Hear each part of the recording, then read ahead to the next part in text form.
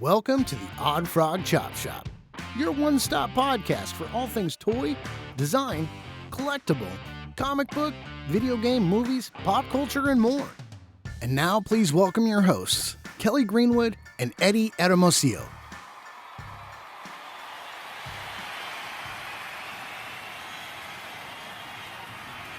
Hey, how's it going, guys? Welcome back to the Oddfrog Chop Shop. I'm your host, Eddie, and this is my co-host here on my right, Kelly Greenwood. Kelly Greenwood, co-founder of Oddfrog Entertainment. Thank you, Eddie. Absolutely. And like I said, this is episode 2 of the Chop Shop, and we figured that we just relax today since we addressed what needed to be addressed in episode 1. And this episode, we would just go ahead and focus on who we are, what we do, and the journey that brought us here, you know? Yeah, so Eddie and I met in art school. We went to local El Camino art school here in Southern California, and we both just happened to be taking a sculpture class together. So we'll probably start off showing you guys some of that early work that we did when we first met each other. And then we had the great fortune to go to Otis College of Art and Design, where they offer a 4-year bachelor's degree in toy design. And so both of us, after El Camino, continued our education there. And after we get done showing you our earlier work, we'll move into the Otis design portfolio stuff. By the way, we have a producer behind the camera named Mike. So you might hear us every once in a while refer to producer Mike because he's just giving us cues and we're trying to tell him stuff as we go along here too. So thank you, Mike. And I think we'll start with Eddie's portfolio, some of the early El Camino stuff. And I think, Eddie, you're going to bring it up on your screen, right? Share it. Yeah, I got it ready. Ready to go up on my screen, and let me just go ahead and pick it. So none of this is by any means in any particular order. It's just a bunch of work that I compiled into a folder, and we're just going to go through the folder. This is stuff that I created while I was in El Camino, where I received an associate's degree in studio art. You know, we took various classes from 2D design, sculpture, life sculpture. We took life drawing, all sorts of stuff, and yeah, this is a compilation of all that work. So these are actually pieces from a life sculpture class that we would have live models come in, and we would then go ahead and sculpt a majority of their body, but then we would add our twist. Like this woman wasn't, didn't have the peace sign up. She didn't really look apish. This gentleman, I used his torso, but he really, and then I just we had to put spins on the models in our pieces. And this was what I came up with those pieces. This is actually the first time I ever handled Super Sculpey. We had to sculpt characters, I think, and I based one off an Aztec Warrior. I think that's that warrior there. Yeah, this is the warrior here. I was talking to Mike. This is when I first met Eddie. We were in this class together, and I was like, oh, we're gonna be friends. Yeah, so I his name's slipping my mind right now, but yeah, I it's not rooted hair, but yeah, I put the hair on there. I did the body, did the painting. This is a real log, trees. I pre-drilled holes, put the vines in, did the whole 9 yards. That other piece was a 2D piece that, we had to find an image and replicate it. That was just me in my backyard, doing homework for Mr. Bloomberg's class at El Camino College. This is, another alien I did. I think this was just on my spare time, messing around with actual clay before the semester even started. More clay stuff, using references. This is paper mache. We had to create a mask. The face under this mask is actually my face. We had to replicate our faces and then turn it into something. I took it to a whole nother level. I put my face inside a dragon head, and then I just went all out. Needless to say, I got a pretty good grade on it. This was another piece. This was the first piece we had to do in 2D design. We had to create an ocarina. So the back of the octopus actually comes off and played music. You know, it made sounds, and I wasn't the best at it, but it made sounds. This is progress on that mask. And yeah, look, there's that thing we scoped. You know, it's the first time I ever really handled clay. You know, in the beginning, I was actually in school getting ready to I was going to be trying to be a registered nurse, to be like respiratory therapist, because my son had breathing issues, so I kind of wanted to know that whole world of it. But you know, he kind of grew out of it. But the only reason I didn't go that route is because the science classes were just always so difficult to get into, and while taking my prerequisites, I needed some sort of creative outlet, and decided to take sculpture classes and other art classes where I actually thrived a lot more than, you know, I even anticipated myself. Again, that face on the bottom was, you know, paper mache on my face. We laid on these long tables one afternoon in class, but then yeah, I just did my thing with it. Again, see, so that little bulb in the back comes off, and it kind of slides right in there. It kind of is discreet, you can't even tell, but it comes up. You blow it in here, and it had holes on this side and then holes on the back side as well. There's that mask. I wasn't the best painter, but hey, you know, made it work. Again, some more of that, you know, just progress shots on that. Another project we had to do there as 2D designers is take cardboard and, you know, make it three-dimensional, make it thin. I went, again, Aztec theme, kind of went with that Aztec Warrior I created. It was just, you know, kind of like a vibrant Aztec empire, you know, when vibrant blues and colors. We had to use the majority just cardboard, but, you know, we were able to use a little bit of Was color. that So Pam's class? Is that Pam's Oh, class? okay. Yeah. I had that class too. That's awesome. I had that I've class never too. seen That's that of awesome. yours before. I've never seen that. And that's what I did there. Yeah, man, all these classes were fun. I mean, it's definitely a direction I never saw something career-wise that I would be able to pursue. I guess you can as an artist, but, you know, more concrete and taking a concrete artist path and becoming a toy designer was something I never really thought about. That's actually another image I replicated. I forget the name of it, but it was for Mr. Bloomberg's class as well. And then yeah, just messing around with Scopy. You know, we had time on our hands sometimes where we would finish what we were doing for the day and the class wasn't really over. We would just mess around, and there's that Astute Warrior. And that's the first time I sculpted something. Like, it was funny because my professor would say, you know, he liked it, but the only thing that he didn't have the correct amount of fingers. I was like, if you look closely, he actually does. You know, they're just kind of in these golden spikes. And he was surprised that, you know, there's actually two fingers there instead of one. Oh, there it is, you know, with his mask on, with the feathers, you know, rooted hair. I mean, it's, whoo. I don't know. I think it was pretty dope. Oh, there's early progress. See, there's the drawing in the back. I forgot the reference. I found a reference online, and I was like, man, this thing's amazing. I'd love to see it realized. Again, the first time I ever held anything other than Play-Doh to create something. Yeah, you know, earlier phases.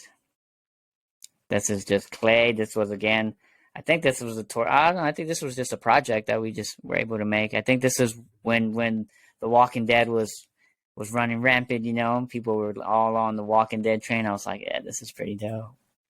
Some other kind of demon dude with Scopy. Yeah, you know, I just find references online, and, you know, I would just, it was for class. So it was fun. It was enjoyable, and I loved doing it. And that's why I think I settled well in it for you know, messing with photography. There's that Aztec guy again. Yeah, there it is. Just progress shots, my garage. Two-dimensional design. I mean, drawing. No, it was drawing, not 2D design. This was maybe life drawing, where we kind of would mess with the shadows and shades and values and highlights, and, you know, try to replicate master drawings. This actually took a few weeks. But imagine having to go into class every day and work on this for like 2 or 3 weeks straight. That's what we did, but hey, it's pretty cool. I don't know, it's better than kind of sitting there and having to do math and write essays all day.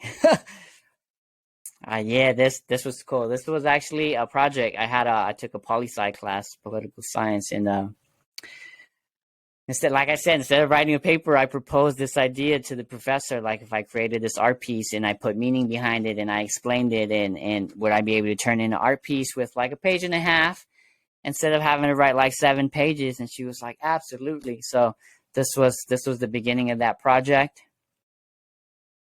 But again, that's more of that. This is another, where we just replicate images. This was the ink drawing. We were working with ink, just solid black ink to create images. And, Bob Marley, may he rest in peace, but yeah, great man, great philosophies, great thinker, and kind of idolized the dude. Yeah, see some of my collection. There's that piece over there. I think some more images will be coming soon. But some of these are my vintage toys here. These are like old school, like this Terminator, old school. This Undertaker back here. Oh man, like these were for like I totally the 90s. have that Terminator. I think NECA actually revamped it. The NECA has a new one. I think it's pretty badass, man. For it to be like remade from this to the new one, I would say it. I mean, it's highly it's cool. Shout out to NECA. But yeah, see, I would go into details, in the beginning, his spine's in there and you would see bite marks. I love the details. I just love creating and making stuff. Dabbled in a little effects myself. This was again when the whole Walking Dead was running. This was one Halloween. This was me, man. This is the first time I ever played with effects makeup. I was digging it. I was like, this is cool. Anything art, I dig it, man. I dig it. Look at that lip though. It looks like my lips literally just I don't know, man. To me that looks gnarly. Okay, next. So there's the art piece I created. It was like, anarchist and like, the whole movement against government, this and that, and people's, I don't know. It's all being manipulated in one way or another. Who knows what's really going on? But that was my piece I created, and I wrote a whole paper on it. A page and a half, and doing that versus like an 8-page paper. I'll take the sculpture any day. Yeah, Oh yeah, that's gnarly. I even did like my whole trachea coming out. You can see my esophagus. That's amazing. Yeah, right. So that guy back there, Russ, he's the guy that you put me onto the whole art thing, that I should pursue it, that I was, better than I guess, to put it plainly, your average bear. And I was like, I never thought about it, but you know what? Let's try this. And we had recruiters come in from Otis, and they recruited and sought out talent, and they recruited me and Kelly, and they offered us scholarships, and they ended up paying for like at least, I think, about half of my tuition. So I mean, shout out to Otis, thank you. And that's Russ back there. We should go visit him one time, Kelly. Say hi. We should, man. It'd be great. Late nights. I think this is probably like, it was taking like 2-3 in the morning. I guess I'm a father of 3, so I would work and then go to school, and then when I had time to do my work, it was 3 a.m. They say. I think that's why the Otis mascot is the owl, because while we were there, we were just up throughout the night the entire time. That's early work of that project there again. His fist throwing up. These were actual models again, life drawing. This was a cool class. We would work with pastels, different colors, different hues. Trying to capture light. Wasn't the easiest thing. I was okay. I managed to pass. Like I said, I have my associate's degree in studio art, for what that counts. This guy was cool. I don't know, he was a cool dude. Like, he had a lot of stories to say, and he grew up in like the Vietnam War era and all. Like, he was a cool dude, man. So we'd be able to talk to him on the side, of course, after they were done posing. They were cool people. They were humans, but cool dude. I mean, I love how this came out. I think this is what we call washes or gouaches, actually, when you work with like various tones of black and whites, and you dilute them, and then you just capture the essence and the depth of a live person in 2D. This was that drawing. I finished it. So we saw it earlier when I was working on it in my backyard. I was pretty content with it. Like, I was surprised myself at times, but it was good. Like, yeah. Then bone structures, they broke it all down. You really had to, find out the bones, and, they said pick 2 images and, find the bone structure. So Bruce Lee and Michelangelo's David, I believe, right?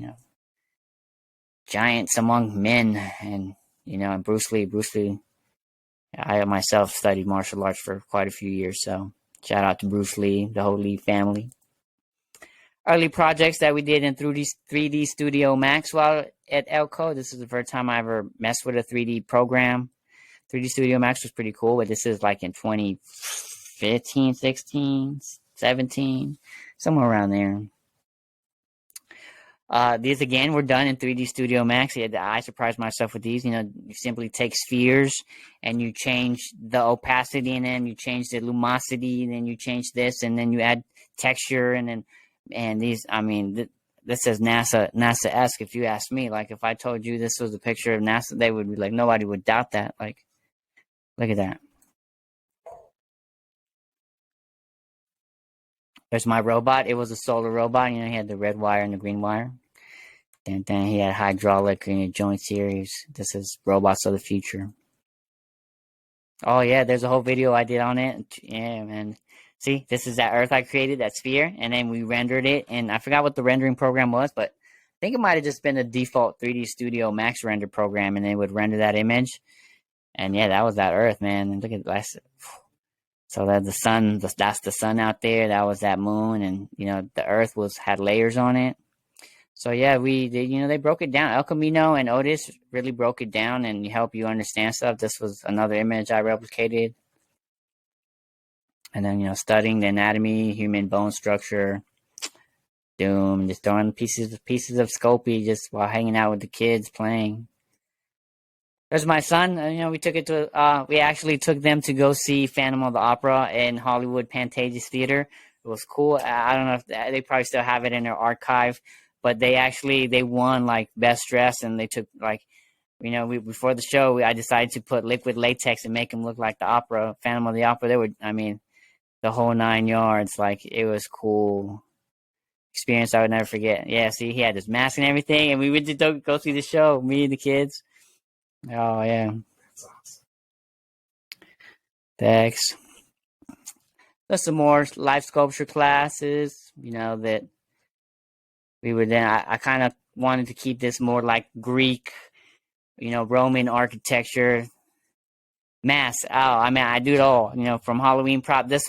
I bought the burlap. I put it over a styrofoam head, and I brushed it with glue with layers. And I bought this yarn and made my own Halloween mask one year. This was another model from the live sculpture class. And then we were able to also just get creative. Just create whatever we wanted when there was no, just sculpt. That was the task of the day. Yeah. We'll start getting some more older stuff. This was, those aliens from the beginning. I think we're about done. And it's just a bunch of random stuff. Quick scroll through the rest of it. Nico and the Sword of Light. It was a cartoon on Netflix. My son liked it a lot, and I was like, let's try to make something real quick. Ended up kind of making a figure. I have twins, they inspire my work often. There's that mask again. Oh, that was so dope, that Halloween. And just references. That was not my work. That was just references that I use. And then, yeah. Muscle structures. Yeah, I think that's some of my stuff. You want to throw some of your Elko stuff on there, and then let me hand this off to my boy Kelly here. Thank you, Eddie. Yeah, we'll move through my El Camino stuff here pretty quickly. This is actually a sculpt I did right around or before I went into El Camino. I'd always kind of played with my own characters, and I really wanted to kind of discover how to make my own toys. So right here, what you're looking at is I took I think it was 8-gauge wire from Home Depot I got, and I just would sculpt out the skeleton of the character.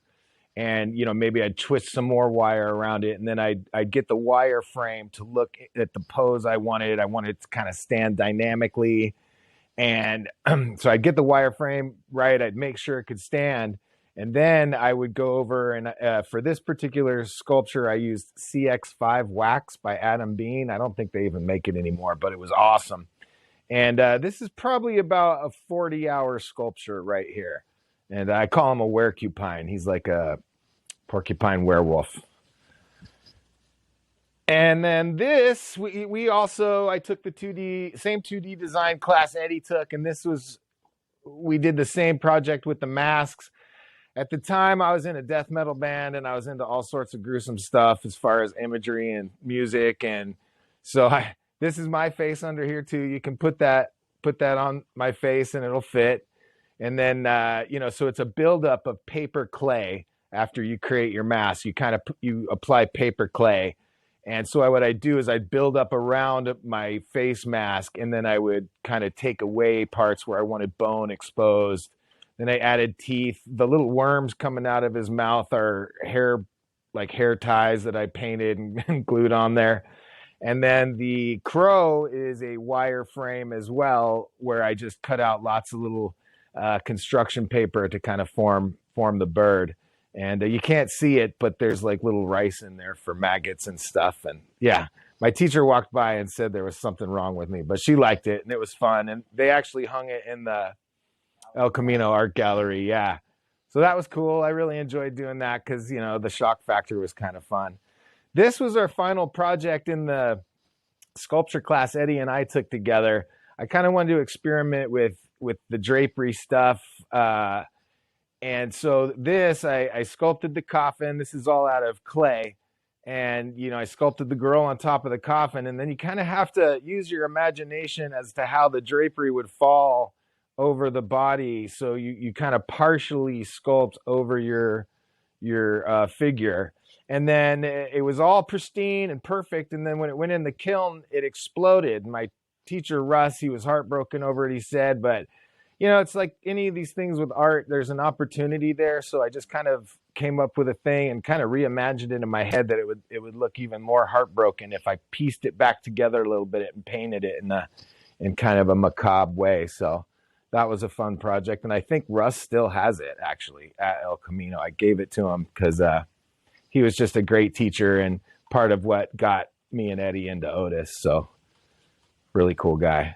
This same class, but we had to do stuff out of found objects. So this year we had some plastic cookie trays from Subway that I melted with a heat gun.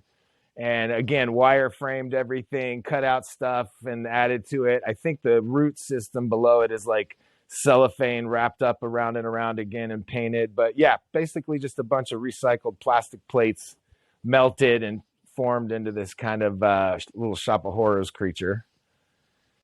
And then this one, same class, same project. I just kind of deconstructed an old computer joystick that was used for like flight simulators or something and just added like some forks and probably a couple other like digital things. I think like an old CD player or something. I just put it all together, painted it, and added the wires on the outside to make it look rugged.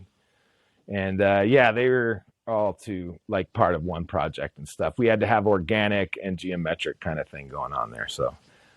And that's probably it for El Camino. And then I'll just start talking about my Otis experience and then time mark. Oh yeah. No, here we've got some. So these were short little tests where you had to sculpt something in 5 or 10 minutes. And then everybody in the class would get up and walk around and look at everybody's work. And again, I was really into the kind of macabre stuff because I was in the band, and so I just did a bunch of little skulls for a quick little sculpt, and added a jaw. And then same kind of thing here, quick little 5-10 minute sculpts, and just trying to be gruesome and shock worthy, just having fun with it really. And yeah, this is my masterpiece of those little ones there. This was about a 10-minute sculpt. And yeah, it got a lot of attention in such a great way. I mean, I don't think anybody was thinking along these lines, and it was just so in your face. It was really funny. I'm doing a painting here. I had the good fortune of getting some of my paintings in the Torrance Art Museum for a month-long exhibition, and that's me painting one of them right there. Back then, I was into all the gruesome stuff. It's my Cannibal Corpse attire. All right. Ready. And yeah, so we'll move right along here into Otis. Again, I like Eddie, got recruited from El Camino to Otis Toy Design.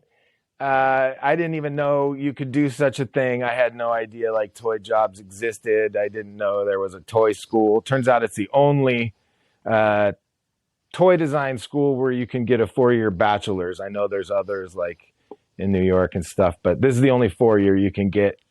And we had to. Yeah, the school is amazing. It's very intense, as Eddie can probably attest. It takes all your life. I mean, there's days where I was there till 4 a.m. There was days where I was up all night and just went to the class. There was days where I slept in my car. Many, many, many times I slept in my car. It's very intense, but you've never been in such a whirlwind ride of like creativity. Just everyone there is, bonkers creative, and you're really in with like a really great crowd of fellow artists by the time you get to that level, I think. And Otis is very intense, but you get out of it what you put into it too. I know there's more intense art schools, but I really feel like in toy design they allowed us to create and explore. We had to take child psychology, materials, so we can learn about materials, what's safe, what bends over and over again before it breaks, stuff like that. So Mike, if we can maybe show some of the first Otis images. Really challenging school, but like one of the funnest times of my life. I mean, you really learn how to be creative there. It's like, oh, you're not in the creative mood? Get yourself in the creative mood, because it's time to go to work once you get there. No worries. But yeah, loved my time there. Was glad when it was done. I was ready to start working. So yeah, here is one of our, in this class we were studying Rhinoceros 3D, which is a 3D modeling program. And we had the challenge of creating a console, like a video game console. And we had to kind of theme it in some way. And I was always into like the old school sci-fi. So I did like a War of the Worlds kind of theme with the shape and the colors. And, but again, just kind of freely exploring design and what a console could be. Oh, this was really fun. So this was an actual sculpture class at Otis, where we did this, I guess, vignette, so to speak. This is based off Spirit. It's not quite done here. But you had to take a scene from one of the movies that you got to pick from, and it had to fit within certain parameters as far as design goes. So I took a lot of the elements from the scene where her parents turn into the pigs and just kind of amalgamated them into this design that could kind of function from all angles, where you could see it from everywhere. We used lots of different materials. The spirit there, I don't know if you can see it, but it's resin cast with some dye. Shihiro, or gosh, I hope that's her name. It's been a long time, but she was sculpted in Super Sculpey, and then we molded and casted her. And then the two little piggies are also Super Sculpey. And then a lot of the other stuff is styrene as far as the structural elements. And then down below the rock work is Magic Sculpt, which is like an epoxy. You mix two things together, and over a period of about 4 hours it hardens. But really fun project, great movie. Yeah, fun stuff. This is the beginnings of a digital Rhinoceros project, Rhino 3D project. Again, we had to create a train station, had to be themed. I went with like an old school, like kind of a Cubist Art Deco theme, I guess. And here I was playing around with lights to see how I could light up the scene. This was really fun. This was a vehicles class, which is poignant. But I picked Power Rangers, and I picked the Mastodon Power Ranger, and I wanted to turn the Power Rangers into like an elite military force where one was a grenadier, like bomber, one was a sniper, one was a, soldier. And so the Mastodon was going to be the grenadier bomber guy, and I made this vehicle for him. And actually, this vehicle I built, it transformed and it could fly, and the tusks rotated towards the front, the nose extended, and the whole wheel carriage extended out like wings. And I have a video of that somewhere. I'll try to post that up on Instagram for people at some point. Part of my experience at Otis was I got a Mattel internship where I actually worked for them for several years after Otis. And this was like your average day in the parking lot at Mattel. I mean, just absolutely crazy cars. I saw Bigfoot, the monster truck in the driveway one morning. Yeah, that's so cool. Imagining that every day. Go ahead, Mike. This is out front of the corporate offices of Mattel. They have a He-Man out there every once in a while. They put out for a couple months. Got my picture with him a couple times. Here's pictures of me in the death metal band. I put that in there so people understand why some of my art was gruesome. And I actually was in the band while I attended Otis, which was very intense because basically my weekends were dedicated to the band and school. And then, all week was balance, doing school. So, but it was really, really fun time, really whirlwind, high energy time going through art school while being in a death metal band is kind of funny and fun. This is my senior show.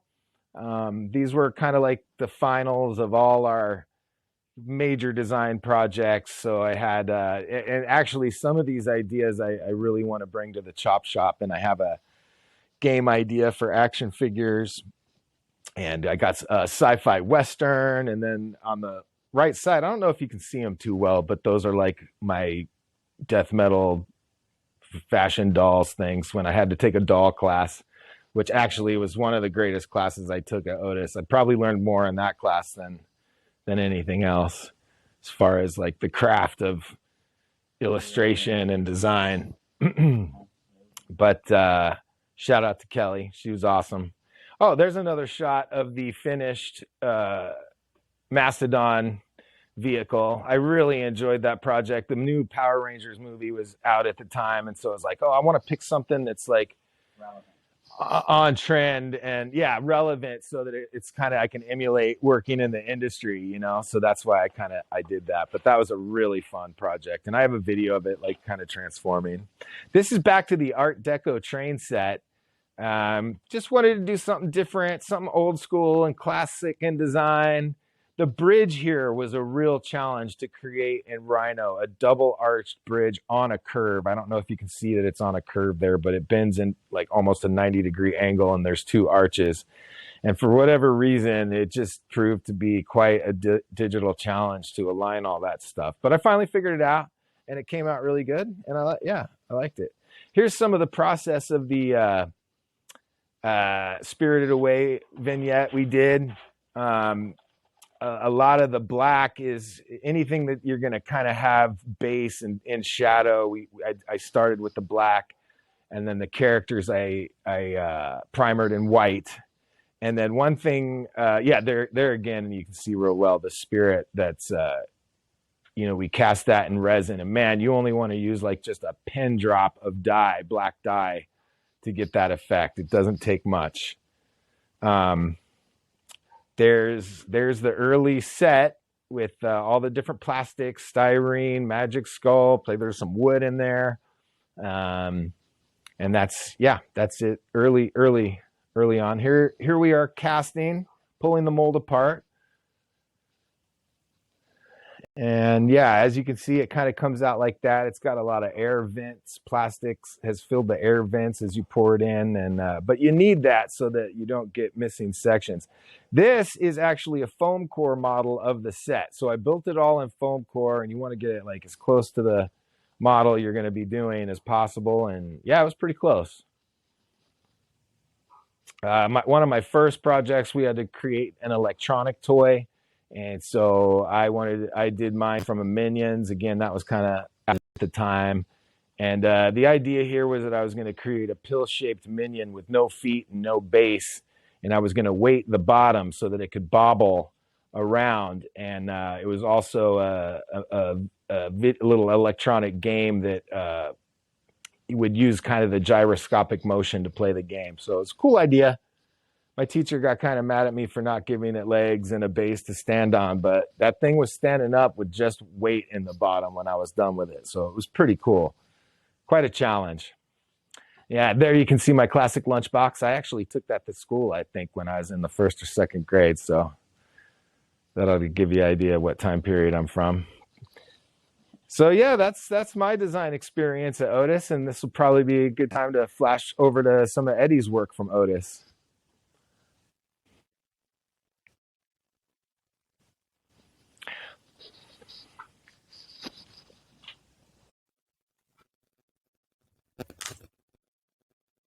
Yeah, absolutely, man. Otis, yeah, I feel Otis prepares you for the industry quite well, but like Kelly said, it is a lot of long nights, a lot of hours, a lot of work, to say the least. But let me try to find the right folder I need to share.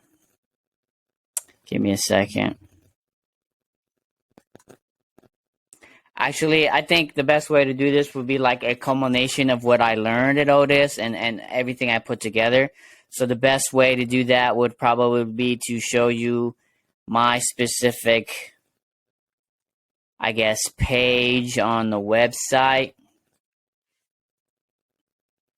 Okay, so here we go. I think we can a bit.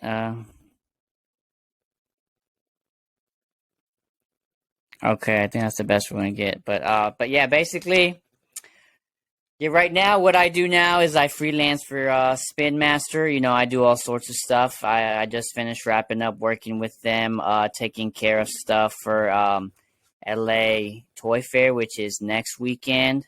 Today's the 20th, so next weekend they have like LA Toy Fair at this like Spin Master showroom here in Culver City. So got done doing some stuff for them, working in the activities department. It was great, man. You go there and we get to literally play with. In essence, you play with toys all day. We had to set up these whole enormous display pieces of one of their new products called Pixobits. Shout out to Annalie and them out there at Pixobits.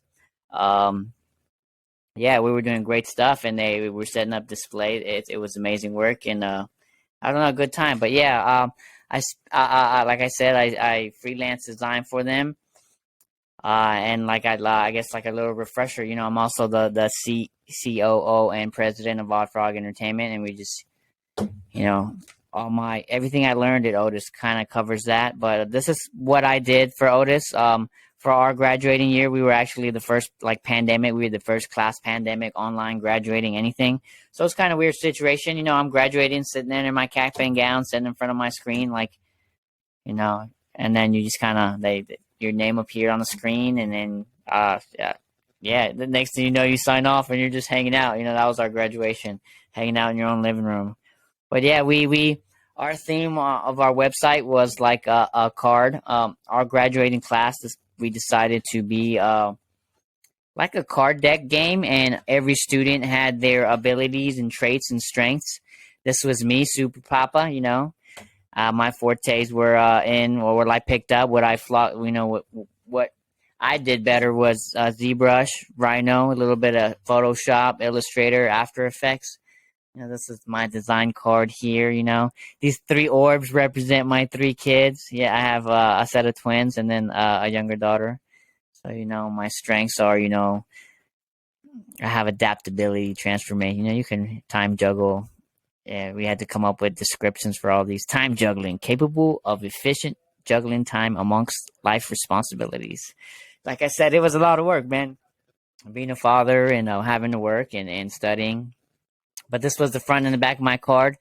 Action figures was something I wanted to end up doing. Action figures in the 1/12 scale. That's my thing. I love it. Dolls, play sets, again, 1/12 scale, and Rhino and ZBrush. So my XP 1985, that's my birth year. Y'all do the math. That's me there. Yeah, I think it came out pretty cool. So this says, yeah, Me, Eddie Hermosillo, toy designer. One of my first projects, one of my culminations was his name's in the works. It might be like Kairos, like Cairo, Egypt. I don't know yet, but he's a evolutionary descendant of the human race who comes back to our time to try to warn us of impending dangers and whatnot. But government has other ideas, and they don't want him warning the mass public. Copyright. That's my story. Check it out. Yeah, but he's supposed to be an action figure set, pretty Mesco style, 6-inch, 6.5-inch action figures, come with accessories. Yeah, really articulated. We had to come up with actual sales pitches and design from everything from the beginning to the end. This is Rory's World, my doll vehicle playset, Rory and Ryan. Shout out to my daughter, Rory. That's not how you spell her name, but hey, it was based off her. And yeah, it was a doll line that came with a 1/12 scale truck and like a tiny house, like camper with a restaurant on it. It was like I don't know. It came with accessory. It was like that big gift you would buy your grandkids and your kid. That $180 gift that you would just drop on Christmas, $250, and be like, boom. And check it out. It would open up and had a bar and pizza stands and 2 characters, and the inside, the back, the house also opened up, and early concept scale. This is all trademark, man. Trademark everywhere. Look at this. House play, food play, had features. It had a diner. It had a tiny house. Jumping on a tiny house, and you can basically be independent, man. If you live in the back, and then you're able to buy from farmers markets and set up shop in different states, different cities all the time, and just make a living in your little food. No. Line edition. Greenhouse line edition. Yeah, that was one of my thing. And then another one, action figures. Again, big action figure. These are all things I'm trying to produce actually as a business. You know what I'm saying? These are things that I would see. Check this out. This was William Westwood. His dad was like the sheriff of a town, but he gets murdered by a group of bandits, and then he heads off into the woods and then survives on his own, befriends a wolf, becomes this big burly ass dude, and then it was an action figure with the modular panels which allow you to customize your own log cabin. So it's like you would come with modular panels, kind of like diorama-esque, with accessories, and then you would set them up, and then you would build it, and then you could lay them out. It could be an L, it could be 2 stories. The more panels you had, the better. These are all like, we would play with proportions at Otis. So they helped us explore every aspect of the design phase, from sketches to how it would function, to what the play pattern would be, to what the packaging would look like. At the end of the 4 years, these are just kind of like the strongest ideas that I would bring to market. And, thanks to Kelly and Oddfrog Entertainment and, us doing this and being co-founder and presidents and CEOs and COOs of your own companies allows you to do things like this. And, we had various character concepts and sketches. I don't know if whoever grew up in the 90s, shout out to the Gargoyles. This was the concept for my vehicle class. We took a line, I took the Gargoyles, and then I designed a vehicle for them. So it was like their turtle van, but for the Gargoyles. This was my concept of the redesign of the Otis toy design department logo. We dabbled with what would you call it? What is it? And when you give something animalistic characters, Anamorphic. And anthropomorphic characters, or humanistic characters, and whatever. But yeah, this was a duck, and then this was another vehicle concept. My idea for the Iron Giant 2 trademark. I'm pitching that to Warner Brothers pretty soon, so we'll see how that goes. So at the end of Iron Giant, we all know he flies up, blows up. Oh, sad and tragic. Well, come Iron Giant Part 2, parts of his pieces start coming together, but they can't find all of them, so they end up in a junkyard, and he kind of becomes this hybridized transformer with an old school rat rod vehicle truck, and he's just badass, and he's like the new Iron Giant, and it's like, woo! Doll sketches, other more action figure sketches, robots. This is Einstein the Monkey over here. He's my monkey character. First, evolutionary link between chimpanzees and humans. His name's Einstein. Little cute bunnies. These little eggs down here. They were called yolkers. And I don't know, they were like they would come with little jokes written on it, but they would open up and they would spew just like goo out. It was like a slime product. Like they were called yolkers, and they just spewed yellow yolks out their mouths, and it was slime. Pretty cool. This was some of my stronger Rhino and ZBrush stuff. No, this is just Rhino. This robot back here, ChefBot, we had various projects where we had to come up. They would give us like prompts, and we came up with projects. And this top one here is, let's see if we can zoom in. Yeah, we can. They told us to create a steampunk robot that was useless at his job. So this is ChefBot. These are a few of the earlier concepts. ChefBot, he was a chef, obviously a chef, but he's just way too big to even be in the kitchen. Fucking burns everything in his chest, like kind of cooks in his chest sometimes and just burns it all. And he's just terrible at his job. He's just not good at cooking, man. He can't really function. His arms are kind of wonky, and he's terrible. But yeah, has a whisk, little like fork hands. Pretty dope. Digging it. Oh no, where did we go? Everything has to have a story. Like our producer just said in the background. I know, that's why I made sure to mention it. Okay, so yeah. Then we had another class. I think we can see that again, right?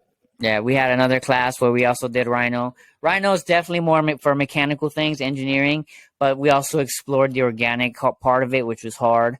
This was that result of that. They were like, I forgot their name, but they were like little critters in the zoo that, they were fighting the illegal logging companies and trying to prevent deforestation. And then they would terrorize them when they would, if they were out in the Amazon, they would obviously have to be camping out for days at a time, and they would just terrorize these loggers in the middle of the night. And these vehicles, this is the same. Kelly created that vehicle, that Mastodon. This is what I created. I think it was almost the same idea. My idea was based more like a World War II steampunk futuristic jet fighter is kind of what I went. And that was that was the result of that. That was very intricate. I loved it, man. You use pieces, you create your own. I mean, it was, yeah. Same class, the console. I decided to go with Atari. Shout out to Atari, doing it in the metaverse. I think they have some of I think they might hold the most land in the. They did at one point somewhere in the metaverse. They earned a lot of plot, but right around that time, even right before I heard that they were trying to create hotels, I was like, what if Atari revamped their whole game and they tried to come compete with the PlayStations and the Xboxes and the Nintendos? So I was like, what would a revamped Atari look like? This was my version of that. Opens up sideways, just kind of, it's shaped like the A, like the Atari. It resembles the hotel concepts ideas they were starting to release soon after the class. I mean, look at that. The controls were magnetic, so you would be able to join them, but then you would be able to slide them out and use them like as pistols or like hands. I mean, imagine that. Just like, oh, that was pretty cool. So I'm trying to get one. Copyright that. Thanks, Mike. So I'm trying to get one of these in every room of that hotel. Like, let's make a deal, Atari. Hit me up. My phone number's on this website. But yeah, vehicles, projects, and then there's the ZBrush. ZBrush is something I really enjoyed. This is my character, Kairos. Name pen. I don't know. We're working on a name. But, I take references. This not my, these references of Punisher and whatnot.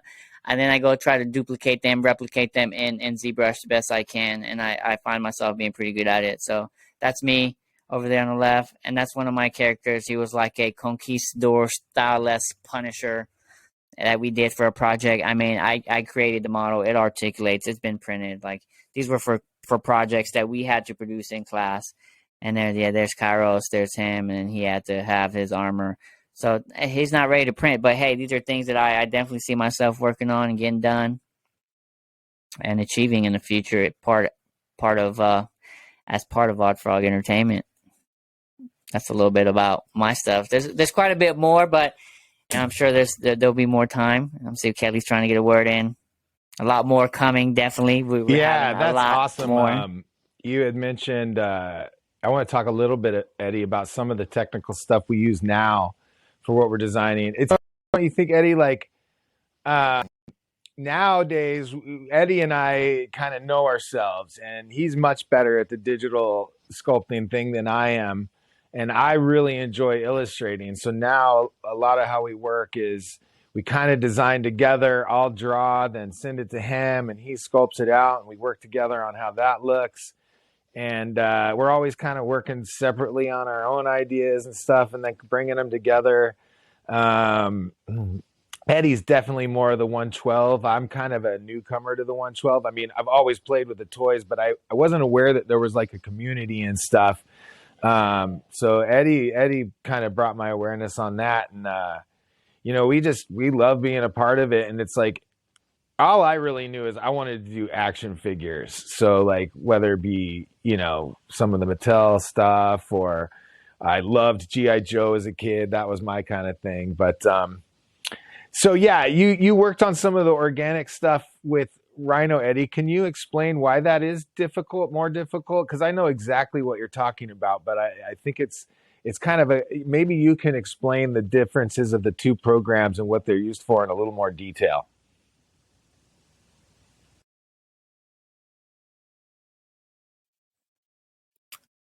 Okay, so let's reach back in there in that memory block. And Rhino is definitely more geometric. It's more mechanical.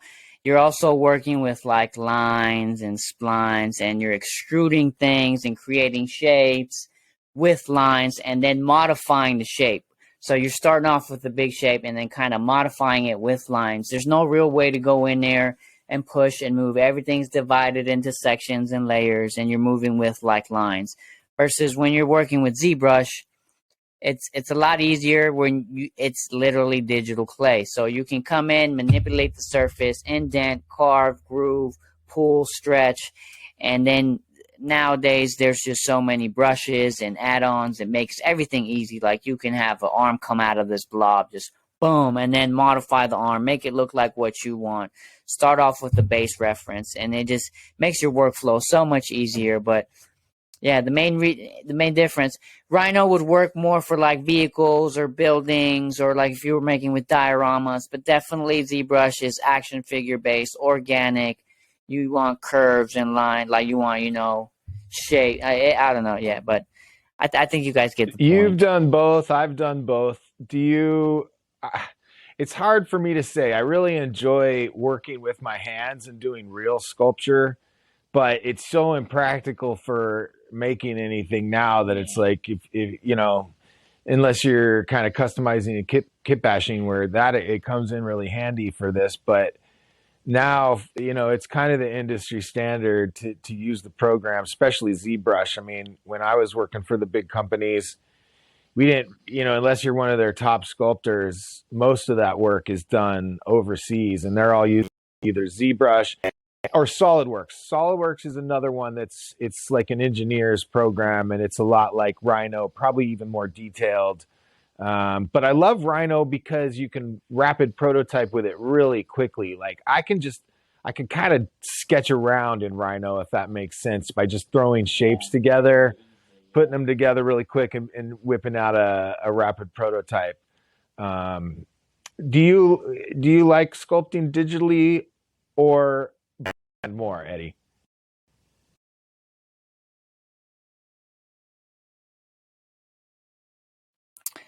Well, now I would definitely have to lean towards the digital, just because it is convenient, it is easier, it's more practical, like you said. I mean, having to clean out a surface area, bring out I guess scope is not as bad, but yeah, digital, I mean, you can just save at various points and go this direction, go that direction, or bring it back and then take it this direction. Like that Control Z, that's a lifesaver. Anybody who knows the Control Z button, it's a game changer. And in ZBrush, you can go back and make Control Z up to to the beginning of your scope. You can just you can see the whole progress you just did last. As an illustrator, I've always said like the eraser is the other half of the pencil, and I feel like that's exactly Control Z. It's like, yeah, it saves you from a lot of problems. So, and I mean, I think we'll probably try to wrap it up at this point. Some pretty good detail there for you guys. Certainly not everything. I would also point out that at our website, www.oddfrogentertainment.com, you can go to our bios and there's links to each one of our digital portfolios. And then we also have a gallery tab where you can go over there and see like some other stuff, some more recent stuff. But you'll get into a little more of the illustration there and some of our portfolio work. So please let us know what you think. We'd love your feedback on the art, the experience. We just really want to kind of make this fun and a visual experience. And we're gonna bring in some other elements in the next coming weeks. We have a guy coming in who's gonna do video game kind of reviews and just everything about games and how to manipulate things like getting points and being able to buy games for free. So lots of kind of stuff like that. We'll have a little section on that. And then next week we have a comic book that is done and it's going to print. And so we want to talk about that next week. I'm calling it a magical Western. Some of you guys have probably seen the little sizzle reel we did for it. I'll probably whip out another one of those in the coming week.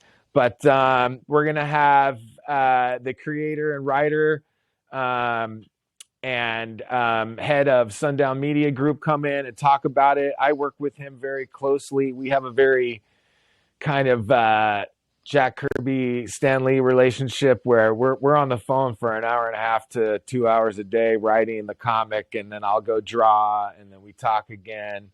So it's a really creative, fun process. And we hope you guys are comic book fans too.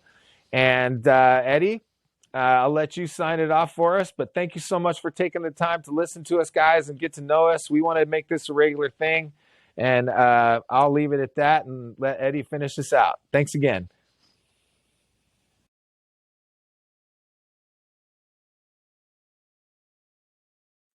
Yeah, thanks, guys. Like Kelly said, thanks for sticking around. For those of you who have stuck around just to get to know us on a more personal, intimate level. I mean, we're people just like you guys. We all have dreams. We all have goals and aspirations, doing things. Yeah, this is just our thing, playing with toys. Like, if I could go back and do something like play with toys and get paid for it, pay yourself to do toys. Like it's I don't know, it's a thing that some of us never imagined as a career path, and being able to do it is definitely a blessing, and we're pursuing that all the way. If there's anything else you guys want to know about us, any questions, like Kelly said, let us know what you think.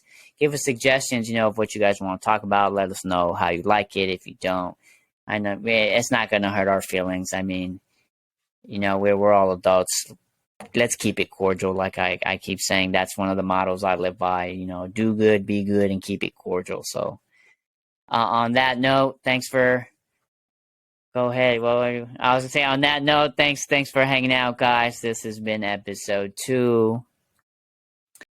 You can reach each of us at Oddfrog, our name, and then at oddfrogentertainment.com, Eddie at oddfrogentertainment.com, Kelly at oddfrogentertainment.com, Mike at oddfrogentertainment.com. You need voice services. Yeah, you like something on Kelly's or my profile. You need help with something. Anything you want us to just take a look at.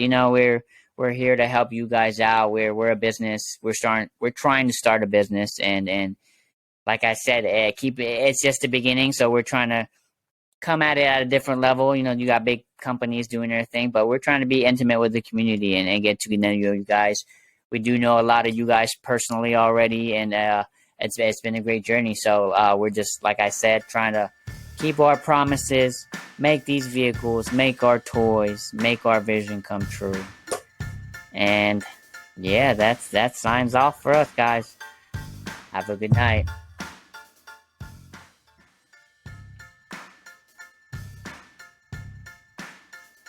Thank you for tuning in to the Oddfrog Chop Shop podcast. This episode is brought to you by MLCVoice.com and OddFrogEntertainment.com. Theme music is Burlesque Heartache by RKVC. Please remember to rate and subscribe. Until next time, keep creating and keep playing.